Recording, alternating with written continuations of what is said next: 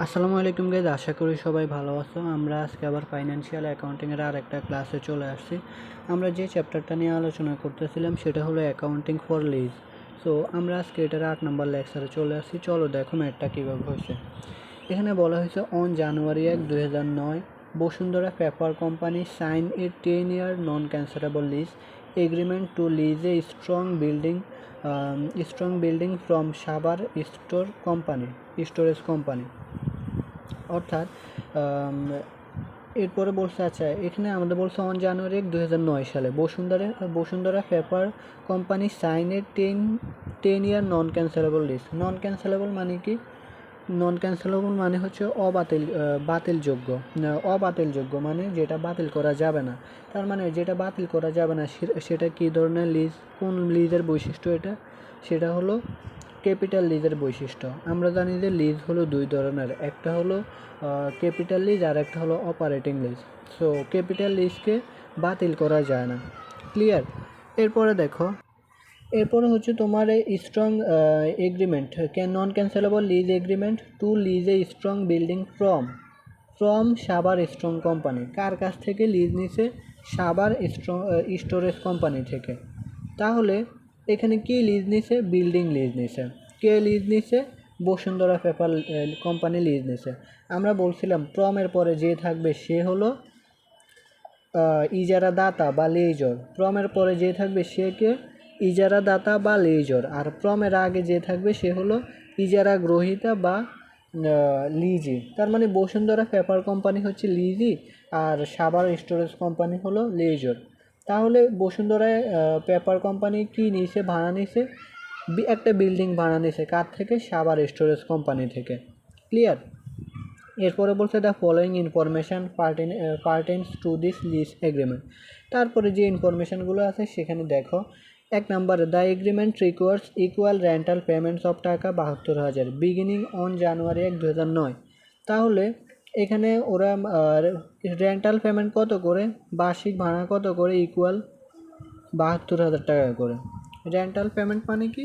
তোমার ভাড়া আর কি, যে ইকুয়াল ইয়েতে প্রতি বছরের সমান হারে যে ভাড়া দেবে সেটা হলো রেন্টাল পেমেন্ট। তাহলে কত? 72,000 টাকা করে। বিগিনিং কত তারিখ? On January 1, 2009। তাহলে আমরা রেন্টাল পেমেন্ট পাইলাম এখানে 72,000 টাকা। এরপরে 2 নম্বরে দেখো, the fair value of the building on January 1, 2009 ইস টাকা 4,40,000। তাহলে ফেয়ার ভ্যালু পেলাম আমরা। ফেয়ার ভ্যালু কত? 4,40,000 টাকা। এরপরে 3 নম্বরে দেখো, the building has an estimated economic life of 12 years with an unguaranteed residual value of টাকা 10,000। আনগ্যারান্টেড বলছে রেসিডুয়াল ভ্যালু। এখন আনগ্যারান্টেড বললে সেটা কি কাউন্ট হবে? আর সেটা কি আমরা কাউন্ট করব? কাউন্ট করব না। মনে রাখতে হবে যদি আনগ্যারান্টেড কখন কাউন্ট হয়? যখন আনগ্যারান্টেড কিংবা গ্যারান্টেড যেটাই হোক কখন কাউন্ট হয়? যখন আমাদের ইয়ারলি বা তোমার অ্যানুয়াল রেন্টাল পেমেন্ট বের করা লাগে তখন আমাদের সেটা বাদ দিতে হয়। এই যেমন এখানে তো আমাদের রেন্টাল পেমেন্ট সরাসরি দেওয়া আছে 72,000 টাকা। গত আমরা যে ম্যাটটা করছি সেখানে আমাদের রেন্টাল পেমেন্ট দেওয়া ছিল না। হ্যাঁ, তখন আমাদের কি করতে হয়েছে? রেন্টাল পেমেন্ট করার জন্য পিবি মূল্য বের করার জন্য আনগ্যারান্টেড এটা বাদ দিতে হয়েছে। কিসের থেকে? পেয়ার ভ্যালু থেকে বাদ দিতে হয়েছে আনগ্যারান্টেড ভ্যালুটা বা রেসিডুয়াল ভ্যালু। আমাদের আনগ্যারান্টেড হোক গ্যারান্টেড হোক যেটাই হোক রেসিডুয়াল ভ্যালু আমাদের বাদ দিতে হয়েছে। কখন? যখন আমাদের এই রেন্টাল পেমেন্ট দেওয়া থাকবে না। এটার কাজ করার জন্য আমাদের তখন এই পেয়ার ভ্যালু থেকে এটা বাদ দিতে হয়েছে। অর্থাৎ একমাত্র যখন আমরা অ্যানুয়াল রেন্টাল পেমেন্ট বের করব তখন এই রেসিডুয়াল ভ্যালু গ্যারান্টেড হোক কিংবা আনগ্যারান্টেড হোক কোনো কাজ করবে না। তখন আমাদের এটা মাস্ট বাদ দেওয়াই লাগবে। ক্লিয়ার? এখন আসলে এটা আমাদের এটা দেওয়া আছে, তার মানে এই ম্যাথে আর আমাদের এই 10,000 টাকার কোনো কাজ নাই, কারণ এটা আনগ্যারান্টেড। এরপর আসো, Bashundhara paper company depreciated similar building on the straight line method. Bashundhara paper company কোন করে? স্ট্রেট লাইন মেথড ইউজ করে ডেপ্রিসিয়েশনের ক্ষেত্রে। এখন আসো, বিল্ডিংয়ের মেয়াদ কত বছর? Building has estimated economic life হচ্ছে 12 বছর। বিল্ডিংয়ের মেয়াদ হচ্ছে 12 বছর। ক্লিয়ার? এরপরে আসো, the lease is no renewable at the termination of the lease the building reverse to the lease. অর্থাৎ এটা রিনিউ করার আর কোনো সুযোগ নাই। অর্থাৎ মেয়াদ শেষে এটা কার কাছে, লিজরের কাছে এটা দিয়ে দিতে হবে। এখন আসো এখানে আমরা আরেকটা বিষয় যদি দেখি, বিল্ডিংয়ের মেয়াদ কত বছর, ইকোনমিক লাইফ হচ্ছে 12 বছর, আর লিজের মেয়াদ কত বছর, 10 বছর। এখন আসো আমরা বলছিলাম যে যখন আমরা ক্যাপিটাল লিজের বৈশিষ্ট্য শিখছিলাম তখন আমরা বলছিলাম যে ইকোনমিক লাইফের যদি 75%-এর বেশি হয় তাহলে সেটা ক্যাপিটাল লিজ। এখন দেখো 12 বছরের মধ্যে 10 বছরেই তোমার লিজ নিছে, তার মানে এটা কিন্তু 75%-এর বেশি, পার্সেন্টেজ করলে 75%-এর বেশি। যদি এখানেও 12 বছর থাকতো, এটা নিচেও 12 বছর, তাহলে সরাসরি 100% হয়ে যেত, তার মানে 75%-এর বেশি, তাহলে এটা ক্যাপিটাল লিজের একটা বৈশিষ্ট্য। ওকে, এরপরে আসো the lease is no renewable, এটা তো বললামই, এটার কোনো কাজও নাই। এরপর আসো 5 নম্বরে, Bashundhara paper company incremental borrowing rate is 12% per year. Bashundhara paper company incremental borrowing rate কত, যদি ঋণ নিত সে 12% পেত। The lessor's implicit rate is not known by Bashundhara company. আচ্ছা এখানে দেখো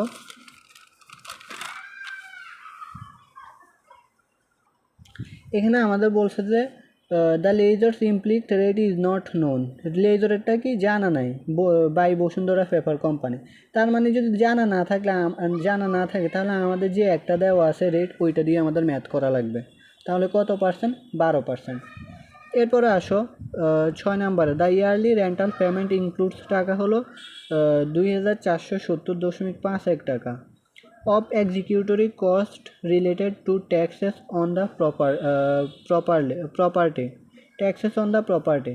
তার মানে এখানে দেখো কি বলছে, রেন্টাল পেমেন্ট ইনক্লুড, রেন্টাল পেমেন্টের মধ্যে ইনক্লুড কত টাকা, এই যে ট্যাক্সের টাকার এক্সিকিউটরি কস্ট, ট্যাক্সের যে এক্সিকিউটরি কস্ট আছে সেটা ইনক্লুড কিসের মধ্যে, রেন্টাল পেমেন্টের মধ্যে। তার মানে এখানে একটা জিনিস যদি দেখো, আমরা এখন যে রেন্টাল পেমেন্টের এই ম্যাথ করব বা ইনক্লুড করব, এই যে 72,000 টাকা, এই 72,000 টাকা ফুল কিন্তু রেন্টাল পেমেন্ট না, এটা ফুল কিন্তু রেন্টাল পেমেন্ট না। কারণ কি, এটার মধ্যে তোমার এক্সিকিউটরি কষ্ট আছে, যার কারণে আমরা যখন ম্যাথে জাবেদা দেব তখন এক্সিকিউটরি কস্ট আলাদা এই টাকাটা দেখাতে হবে। তো আমাদের 72,000 থেকে এই টাকাটা বাদ দিলে যে টাকাটা থাকে সেটাই হলো আমাদের রেন্টাল পেমেন্ট। ক্লিয়ার?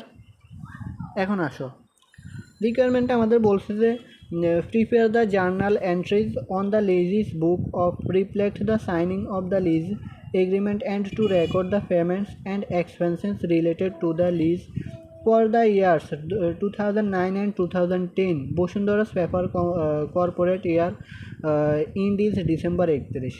অর্থাৎ বসুন্ধরা পেপারের কর্পোরেট ইয়ার শেষ হয় ডিসেম্বরের 31 তারিখে।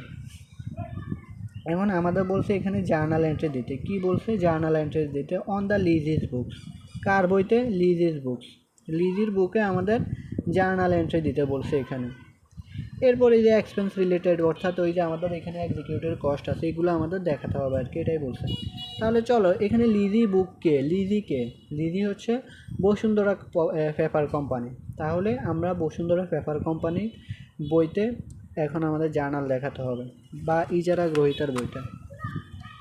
চলো এগুলো চাইলে তোমরা যদি ইয়ে হয় কী কয় অ্যামোর্টাইজেশন শিডিউল বের করতে পারো, তাহলে তোমাদের জন্য এই টাকাগুলো আরও ইজি হবে আর কি, সরাসরি ওইখান থেকে দেখে লিখতে পারবা।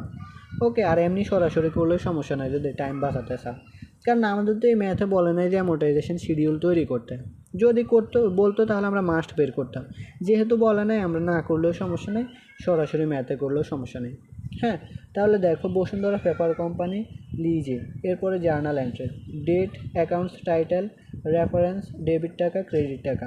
তাহলে দেখো 1/1/2009 আমাদের বলছে 2 বছরের জার্নাল দিতে, তাহলে 2009 সালের 1 তারিখে 2009 সালের 1 তারিখে প্রথমে আমরা কিসের জার্নাল দেব, যে লিজ নিচে যে সম্পত্তিটা বা বিল্ডিংটা যে লিজ নিচে যত টাকা দিয়ে টোটাল, সে টাকাটা দিয়ে আমরা ইয়ে করব। এখন আসে এখানে আর একটা মজার ব্যাপার হলো, আমরা জানি যে কোশ্চেনে যদি আমাদের ফেয়ার ভ্যালু দেওয়া থাকে তাহলে আমাদের কি বের করতে হবে, প্রেজেন্ট ভ্যালু। এখন মজার ব্যাপার হলো আমরা এই মেথডটা বের করিনি, তোমরা যদি প্রেজেন্ট ভ্যালু অফ অ্যানুইটি বের করো তারপরও দেখবা যে এটা থেকে বেশি হচ্ছে, এই 4,40,000 থেকে বেশি হচ্ছে, আমরা জানি কি, আমরা জানি হলো পিয়ার ভ্যালু এবং প্রেজেন্ট ভ্যালু দুইটার মধ্যে যেটা ছোট সেটা অ্যাকসেপ্টেড, সেটাই নিব। কি কেন নিব সেটা আমরা আগের ক্লাসগুলোতে বলছিলাম। সো পিয়ার ভ্যালু এবং প্রেজেন্ট ভ্যালু দুইটার মধ্যে যেটা ছোট আমরা সেটা ম্যাথের মধ্যে নিব বা লিজ হিসেবে কাউন্ট করব। এখন দেখো আমরা এটা বের করে নিই, এর মানে এই না যে এটা প্রেজেন্ট ভ্যালু থেকে এটা বড়, এর মানে এই না যে প্রেজেন্ট ভ্যালু থেকে এটা বড়। তোমরা যদি প্রেজেন্ট ভ্যালু বের করে দেখো তাহলে দেখবা প্রেজেন্ট ভ্যালু বড় হচ্ছে। তার মানে যদি আমরা বেরও করতাম তাহলে আমরা বড়টা নিতাম না, ছোটোটা নিতাম। ছোটোটা কোনটা, এই যে 4,40,000 টাকা। ক্লিয়ার? সো তোমরা চাইলে প্রেজেন্ট ভ্যালু বের করে দেখতে পারো, ওই যে আমাদের ওই সূত্রটা আর কি, পিবিএ সমান সমান a into 1 - 1 divided by 1 plus i whole to the power n divided by i, এরপরে হচ্ছে তোমার ইন্টু 1 প্লাস আই, যেহেতু এটা বিগিনিং, যেহেতু এটা জানুয়ারি 1 বা বিগিনিং, এই যে বিগিনিং। তোমরা প্রেজেন্ট ভ্যালু বের করে দেখবা যে ওইখানে আমাদের বেশি হচ্ছে। সো বড়টা তো আমাদের নেওয়া যাবে না, এমনি ছোটোটা নিতে হবে। ওকে, সো আমরা এটার বের করে নিই, কারণ আমাদের দিন শেষে নিতে হবে 4,40,000 টাকায়। তাহলে লিজ নেওয়ার জার্নাল কি বিল্ডিং, লিজ নিলে তোমার কাছে কি যাবে, সম্পদ যাবে, আর তোমার কি বাড়বে, দায় বাড়বে। তাহলে লিজ বিল্ডিং ডেবিট কত, 4,40,000 টাকা, লিজ লাইবিলিটি ক্রেডিট 4,40,000 টাকা। ওকে, এরপরে ঠিক একই তারিখে এক তারিখে যে তুমি লিজ নিছো, সাথে সাথে তুমি কি করছো, একটা কিস্তি পরিশোধ করছো, সাথে সাথে একটা কিস্তি পরিশোধ করছো, যে কিস্তির মধ্যে কোনো সুদ নাই, যে কিস্তির মধ্যে কোনো সুদ নাই। আমরা সুদ কাউন্ট করি কখন, বছর শেষে। ডেপ্রিসিয়েশন কাউন্ট করি কখন, বছর শেষে। এখন তুমি আজকে লিজ নিছো, আজকে একটা কিস্তি দিয়ে দিছো, 4,40,000 টাকা দিয়ে তুমি একটা বিল্ডিং লিজ নিছো, বলছো ঠিক আছে আমি আজকে একটা কিস্তি আপনাকে পরিশোধ করবো 72,000 টাকা। এখন আসো 72,000 টাকার মধ্যে তো আবার ট্যাক্স আছে, এটা তো আলাদাভাবে দেখাতে হবে, এই যে প্রপার্টি ট্যাক্স। তাহলে দেখো যখন তুমি একটা কিস্তি পরিশোধ করবে তখন তোমার কি হবে, দায় কমবে, দায় কমলে ডেবিট হবে। এরপরে তোমার নগদ টাকা কমে যাবে, নগদ টাকা কমলে তোমার ক্রেডিট হবে, ক্যাশ ক্রেডিট।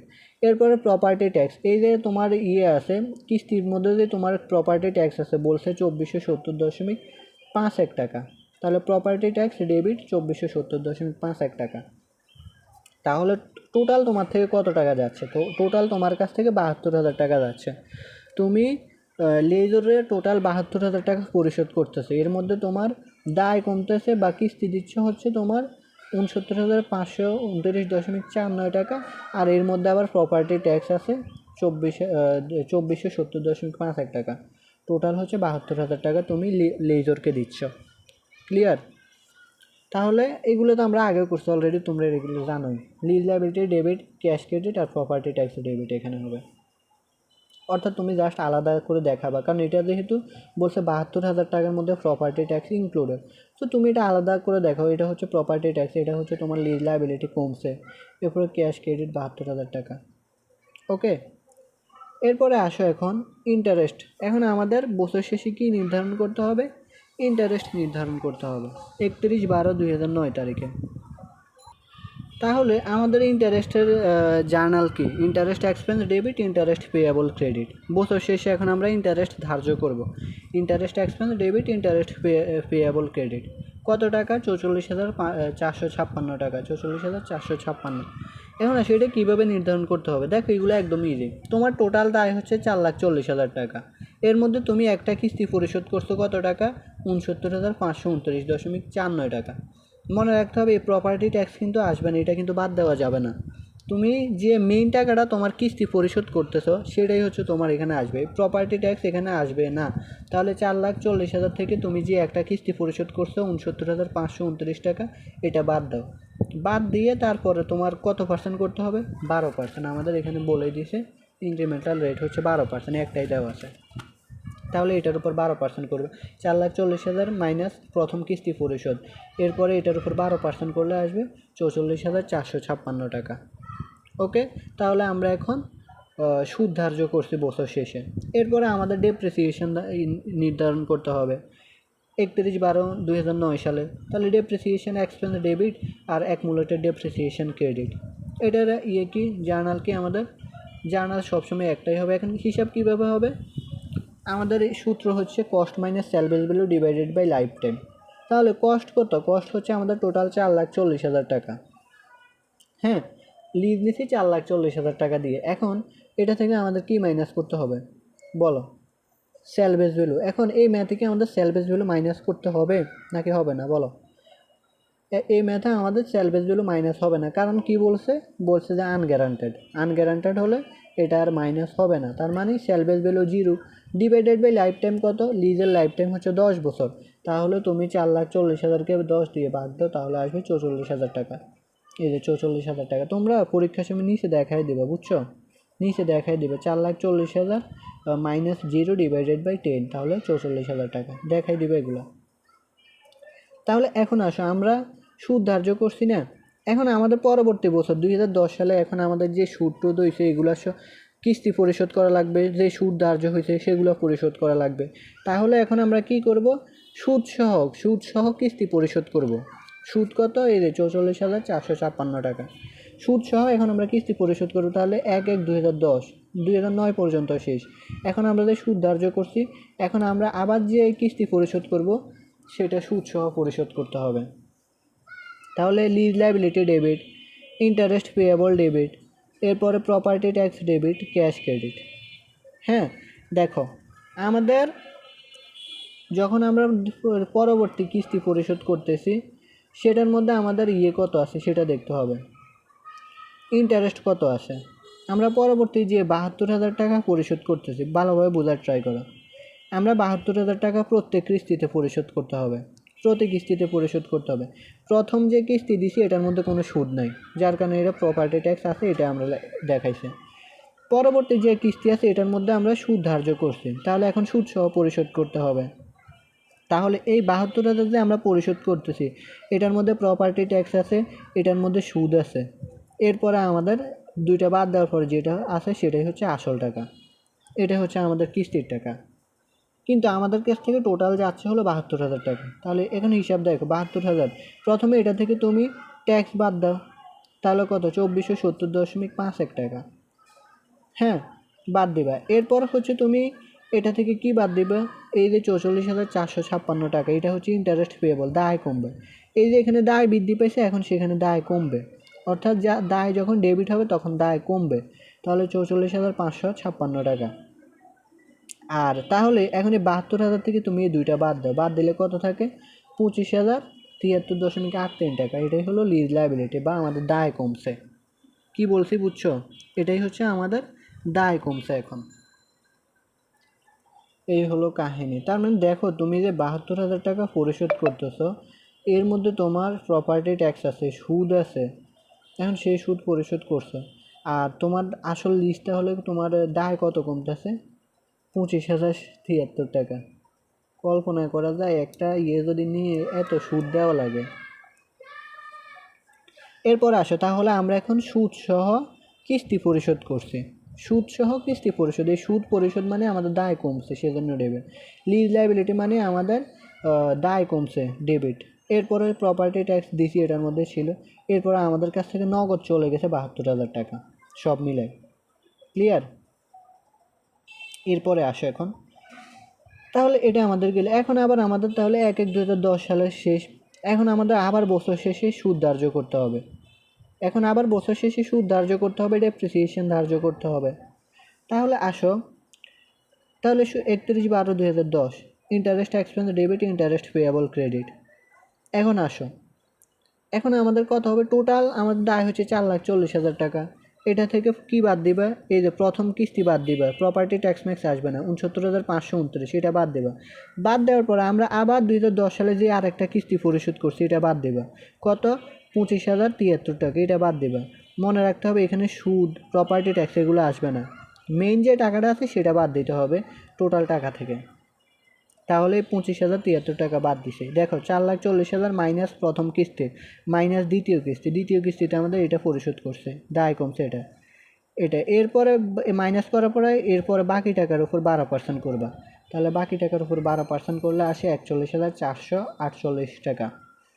41,448 টাকা, এটা হচ্ছে আমাদের সুদ, দায় বা প্রদেয় সুদ। তাহলে আমরা বছর শেষে আবার সুদ নিয়ে ধার্য করছে। এরপরে আমাদের কি করতে হবে, ডেপ্রিসিয়েশন ধার্য করতে হবে 31 তারিখে বছর শেষে। তাহলে depreciation expense debit, accumulated depreciation credit. ওই যে আমাদের ডেপ্রিসিয়েশন তো বলছে স্ট্রেট লাইন মেথড বা সরলরৈখিক পদ্ধতিতে, এই 44,000 টাকায় আমাদের প্রত্যেক বছরে হবে। তো 44,000 টাকা। ক্লিয়ার? এভাবে আর কি আমাদের ম্যাথ করা লাগবে।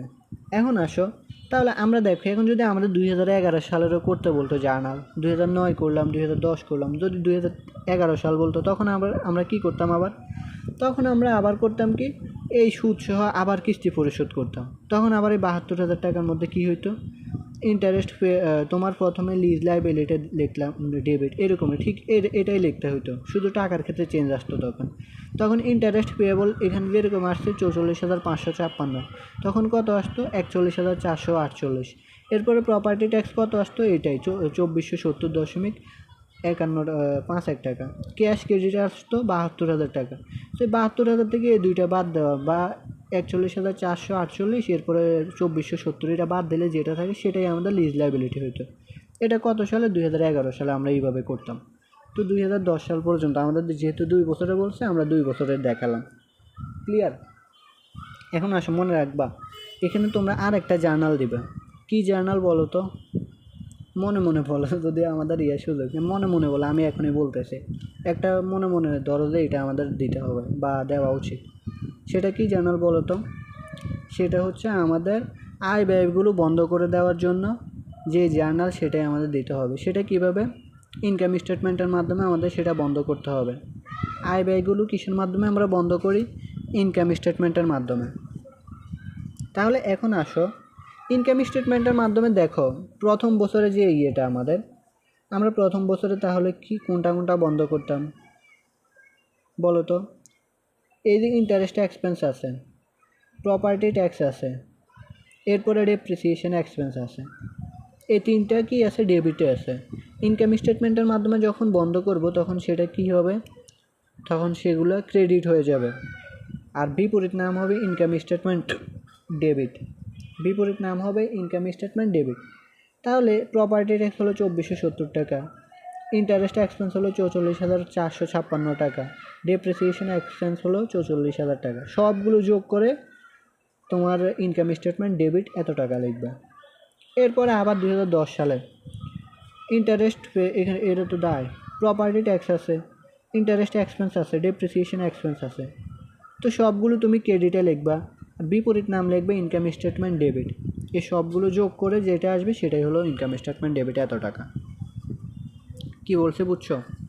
ইনকাম স্টেটমেন্টের মাধ্যমে তোমরা এগুলো বন্ধ করে দেবে, আয় ব্যয়গুলো। ওকে, সো এই বিষয়টা মাথায় রাখবা। তাহলে আশা করি তোমরা বুঝতে পারছো।